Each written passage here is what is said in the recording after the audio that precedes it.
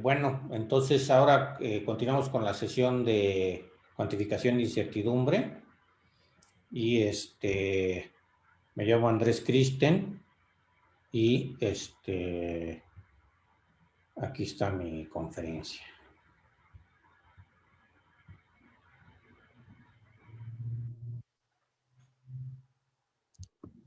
Ok. Entonces, algunos resultados sobre el control del error numérico en la distribución posterior. ¿Sí? Entonces, tenemos un grupo de cuantificación de incertidumbre en el CIMAR, ¿sí?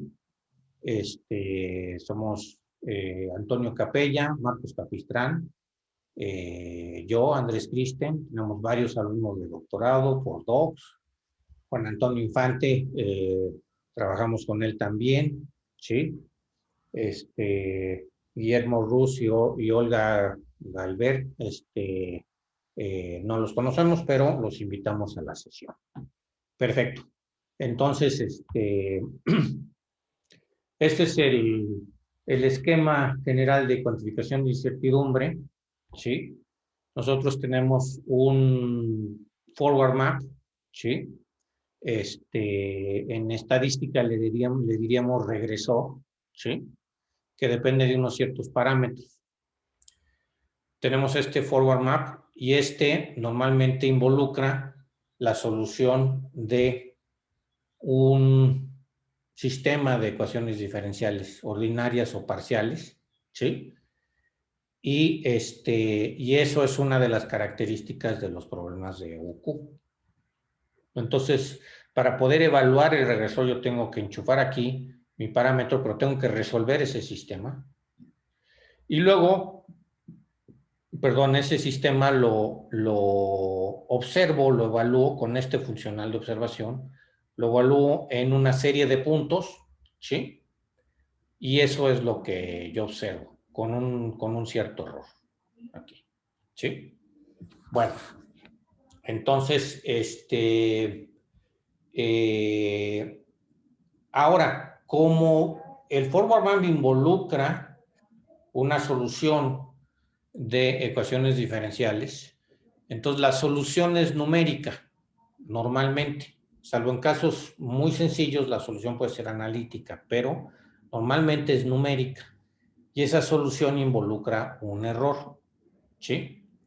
Esto es lo que en realidad podemos poner en la computadora. Aquí en mi notación alfa de n, cuando n tiende a infinito, la solución se hace más fina, ¿sí? Y esto tiende a la solución teórica, ¿sí? Entonces, perfecto.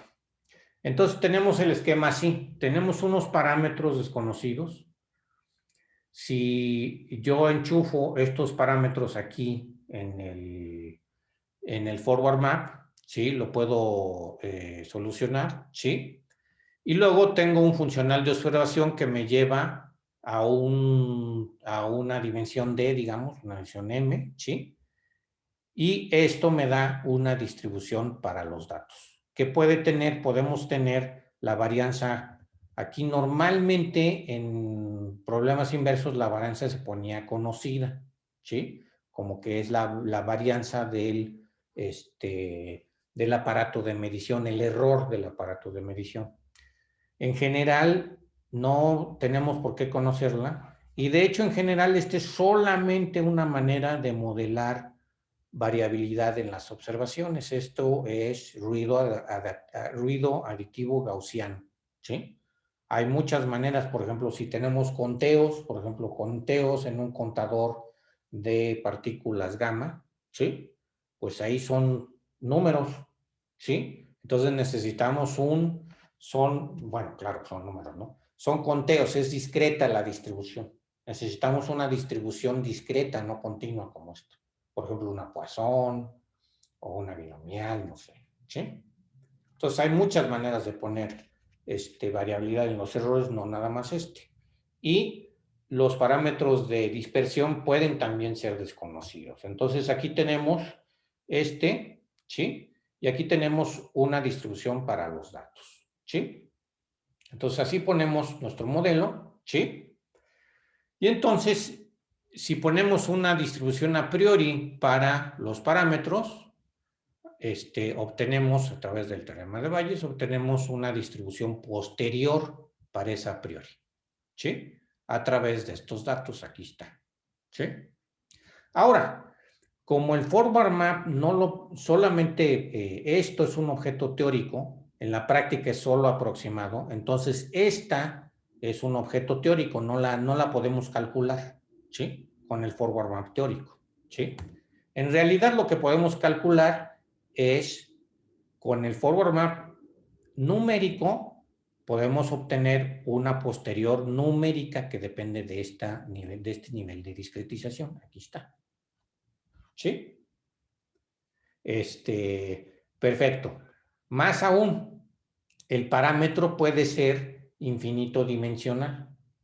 En realidad, por ejemplo, si estamos hablando de condiciones de frontera y la condición de frontera es lo que es desconocido, o por ejemplo, una inclusión en un problema de scattering, ¿sí? Y toda la forma de la frontera de la inclusión es lo que es desconocido, ¿sí? Entonces, es una función, por ejemplo, y entonces es infinito dimensional. Entonces, puede ser que esto sea infinito dimensional y esta a priori sea una a priori en un espacio infinito dimensional, ¿sí? Entonces, lo que ocupamos es una versión finito dimensional aproximada de dicha a priori infinito dimensional, ¿sí? Entonces, con eso obtenemos una posterior, ¿sí? Numérica, que es basada en una discretización del forward map y en un truncamiento, como le digo yo, ¿sí? Del a priori, ¿sí? Esta es la que realmente tenemos en la computadora, ¿sí? Bueno, entonces, una pregunta, aquí eso no lo voy a poner, ¿sí? Una pregunta muy razonable, muy importante, es decir, bueno, tú tienes esto, lo que finalmente pudiste calcular en la computadora. Escogiste un truncamiento para la a priori, para hacerla finito dimensional, y escogiste un nivel de discretización para calcular el forward map. Pero ¿qué tan lejos estás de la teórica? Esta es tu posterior numérica y esta es tu posterior teórica. ¿Qué tan lejos está? ¿Qué tanto perdiste en ese proceso? ¿Sí? Entonces, esa es la pregunta que abordo. Es un programa de varios años que hemos estado trabajando. Ya tenemos un buen número de ejemplos donde ha funcionado, etc. Entonces, vamos a continuar. ¿Sí? Eso es lo que digo. ¿Cómo, qué tan cerca estoy aquí? ¿Sí? Y cómo controlar el error aquí. ¿Sí? Que no se me destape y cómo mantenerlo cerca, cómo mantenerme cerca de esta de acá. ¿Sí? Perfecto. Entonces vamos a poner un ejemplo rápido, ¿sí? Tengo la ecuación de calor en 1D, ¿sí? U es la temperatura a lo largo de una barra, así digamos, ¿sí? X es la posición. Tenemos esta condición de frontera, que da fija la temperatura en los extremos, ¿sí? Y le ponemos un forzamiento, perfil de temperatura, ¿sí? Dejamos que quede estable, ¿sí? El perfil de temperatura es este, ¿sí? Y lo que es desconocido aquí es esto, la conductividad, ¿sí? Entonces, ¿cómo se llama? Si yo te doy la conductividad, ¿sí? Tú obtienes el perfil de temperatura U, ¿sí? Y luego lo evaluamos, tomamos unos puntos así, ¿sí? Evaluamos allí y eso es lo que nos da las observaciones con un cierto error, ¿sí? Aquí está el forward map, el funcional de observación es nomás tomar de todo U, tomar nomás unos puntos, ¿sí? Perfecto. Entonces, tenemos varios artículos, ¿sí? Este es más teórico. Este es donde viene lo que les voy a explicar ahorita. Aquí hay otros ejemplos, ¿sí? Entonces, ¿cómo se llama? Este es el esquema. El esquema general es que yo tengo un modelo para los datos que depende de su media, ¿sí? Por ejemplo, Poisson dependería del parámetro lambda. O un modelo general de localización escala, por ejemplo, una normal o una T, lo que sea, y esta eta es su media, ¿sí? Entonces, en lugar de hacer este esquema tan particular, ruedo aditivo gaussiano, hacemos mucho más general, que dice, tengo el forward map, tengo un funcional de observación, lo enchufo aquí en la media y eso me da la distribución de Y. De Y dado teta, esa es la distribución de los datos. Aquí, entonces, esto puede cubrir cualquier tipo de modelo, básicamente cualquier tipo de modelo, ¿sí? Por ejemplo, uno de localización escala, y si esto es la normal, pues nos queda esto, ¿sí? No hay ningún problema. Perfecto. Entonces, con la discretización, ¿sí? Con esta discretización, obtenemos ¿cómo se llama? Esta distribución, ¿sí? Para Y, ¿sí? Entonces, en estadística y en bayesiana, nosotros fijamos teta, ¿sí? Y esto nos da una densidad para Y, ¿sí? Una densidad de probabilidad para Y, ¿sí? Cuando obtenemos datos, los ponemos aquí y ahora vemos esto como función de teta, movemos teta, ¿sí? Eso le llamamos verosimilitud, ¿sí? Entonces, cuando fijamos Y, esta es la verosimilitud exacta, que es solamente teórica, y esta de aquí, con N, superscript, aquí, con esta N, esta es la verosimilitud numérica, ¿sí? Entonces, aquí tenemos un supuesto, ¿no? Este modelo en las observaciones es uniformemente Lipschitz. Esto es muy fácil, normalmente es muy fácil de probar, porque estas son cosas sencillas. Es un modelo de localización a escala, es la Poisson, etcétera. Son las verosimilitudes que obtienes de ese modelo, quitándole todo el forward map, eso lo quitas, ¿sí? Es ¿cómo se llama? Es por cualquier Y, es uniforme, las verosimilitudes son uniformemente Lipschitz, ¿sí? Y, y esto es acotado, ¿sí? Y hay que demostrar que el mapeo del forward con el funcional de observación son continuos. Ya con eso, nada más con eso, ¿sí? ¿Cómo se llama? Ay, ¿qué pasó? Nada más con eso, ¿sí? Llegamos a que, ahí tengo unos ejemplos, ¿sí? Llegamos a que, aquí está, ¿sí? Entonces, aquí está, ¿sí? Ya llegó Guillermo. Llegamos a que la posterior numérica tiende débilmente a la posterior teórica, ¿sí? Hay convergencia débil y hay convergencia en variación total. Aquí está, ¿sí? Esta es la posterior numérica con una discretización en N y una discretización en K, ¿sí? Y esta tiende a la posterior teórica, ¿sí? Y los órdenes de aproximación se mantienen. Perfecto. Entonces, eso está muy bien. Sabemos que hay convergencia, ¿sí? Hola, buenas. Guillermo, estoy grabando mi conferencia. Ahorita continuamos.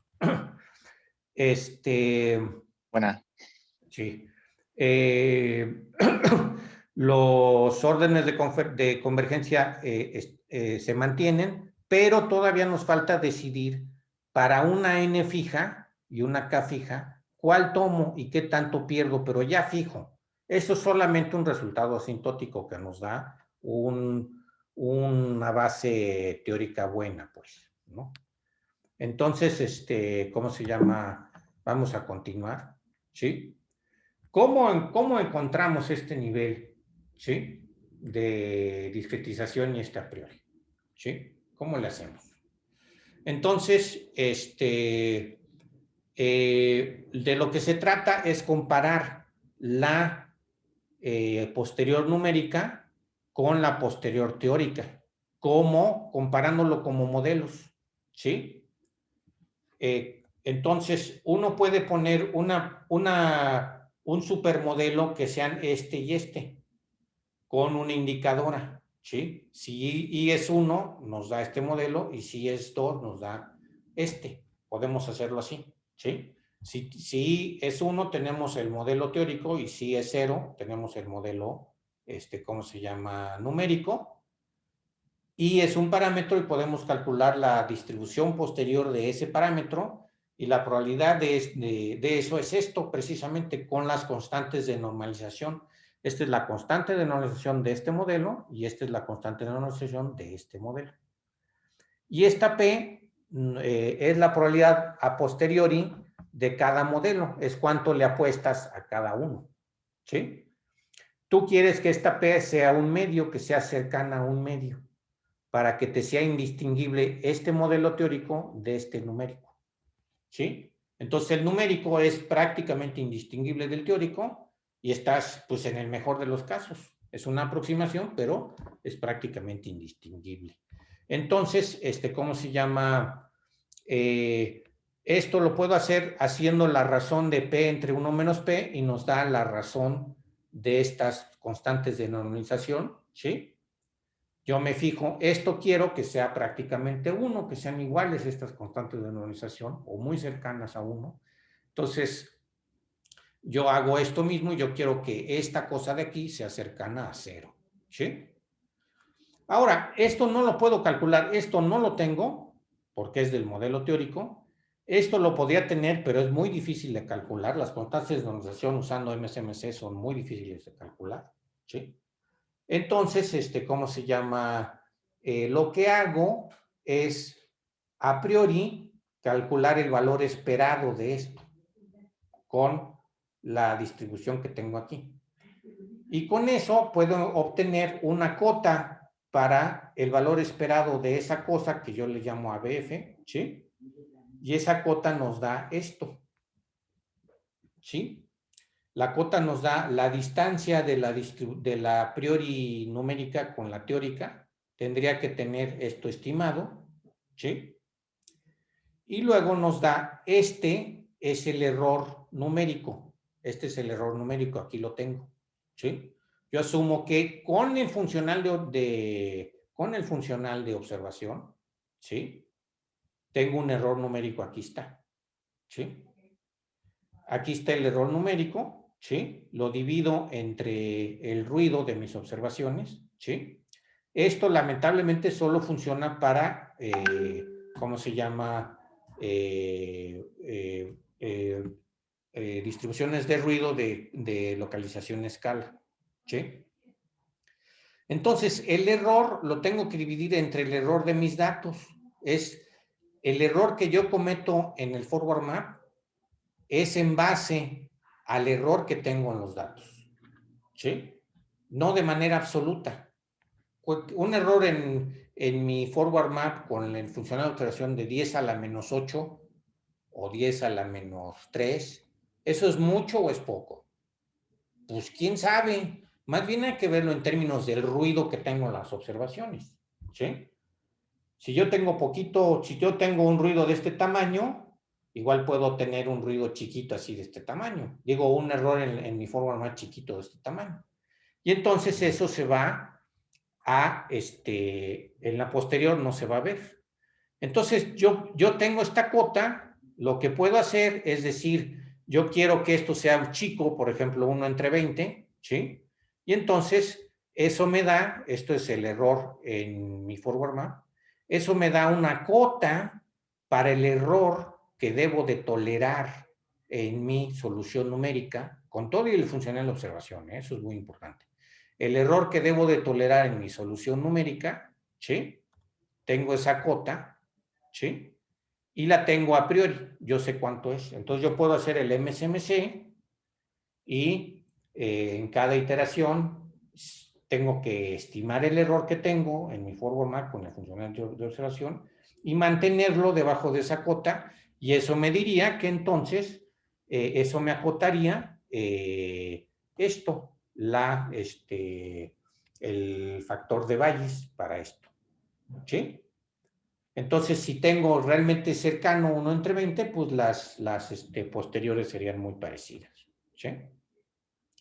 Bueno, muy bien. Ya se me acabó el tiempo. Vamos a presentar un ejemplo de deconvolución. Tengo esta convolución, ¿sí? El kernel de convolución es conocido, ¿sí? Lo que es desconocido es la función que le meto aquí, ¿sí? Entonces yo voy a obtener observaciones en la convolución y quiero recuperar la función de aquí. Es un problema clásico de deconvolución. Pongo una forma específica para los tetas, ¿sí? Aquí está, ¿sí? Y ¿cómo se llama? Tengo error gaussiano, simulo datos de allí, ¿sí? Entonces, aquí está mi ejemplo, ¿no? Esta es la función verdadera, hago la convolución, que es la azul, ¿sí?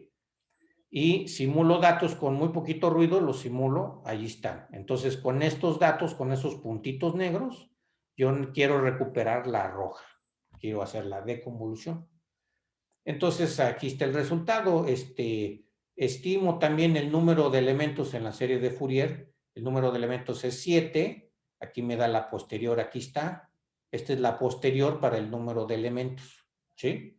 Y aquí están las posteriores para el elemento, la constante de la serie de Fourier, y luego los dos primeros términos y los siguientes términos de la serie de los senos y cosenos de la serie de Fourier, ¿sí?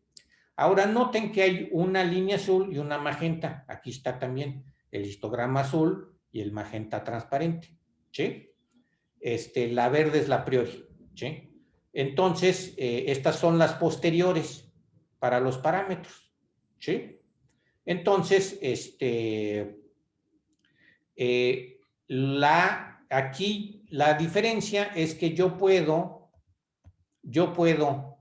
aproximar esta integral con Simpson y con un cierto error, ¿sí? Y puedo hacer la integral numérica.